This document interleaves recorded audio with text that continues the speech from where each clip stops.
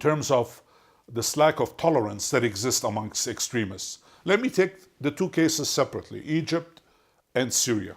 Syria is the more difficult one because of what's going on. But Egypt has a very large Christian population, maybe over 10 million out of 80 million, 85 million. The Copts are Egyptians 1000%.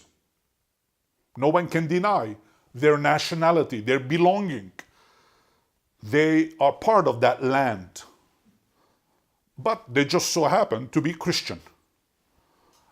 And the extremists in the Muslim world that Egypt represented, from the Fatimids all the way to today, to the Muslim Brotherhood and other extremist groups, have perceived this presence of minorities as detrimental to their monopoly of power.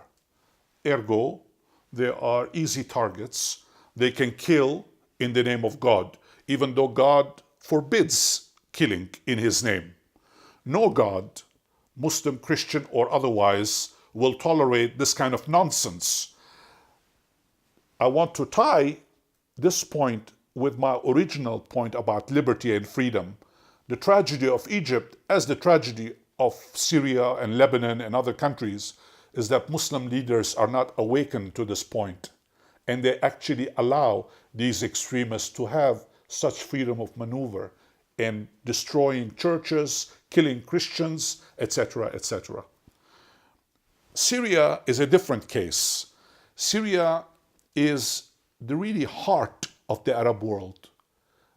If you look at history, if you read the history of the Arab world, you know that Damascus, one of the oldest cities on the planet, is really the heart of the Arab world. And before 1967, 30% of the population of Syria was Christian.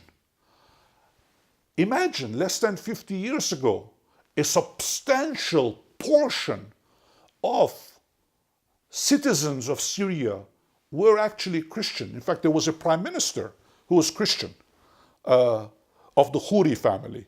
And they shared power, and they had very important positions.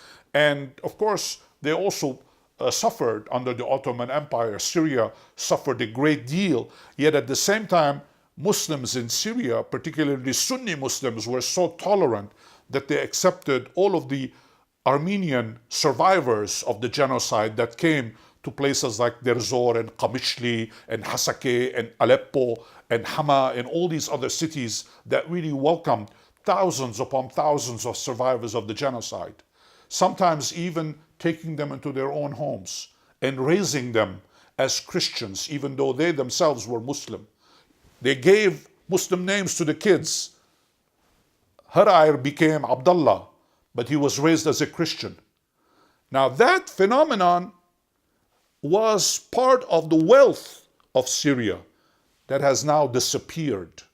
It has disappeared after 1967 because of the Ba'ath Party in particular, that was again a sectarian, nationalistic government that did not accept tolerance, that did not believe in the living together, just like the Ottomans before them. And gradually the Christians, in search of liberty, craving freedom, gradually left the country or were forced out. And today, in 2018, we have a situation where we have less than 5% of the population of Syria that remains as Christian population. Ironically, because of the uprisings of 2011 and the 6 million or so Syrian refugees that have left the country outside, not just internal refugees, but foreign refugees, about 1 million of these folks are Christian, which means that nearly 40% of the refugees are Christian, and people don't pay attention to these things. The future does not look good. And I hope that what's happening in Syria is not going to be duplicated in Lebanon, but I'm not very optimistic.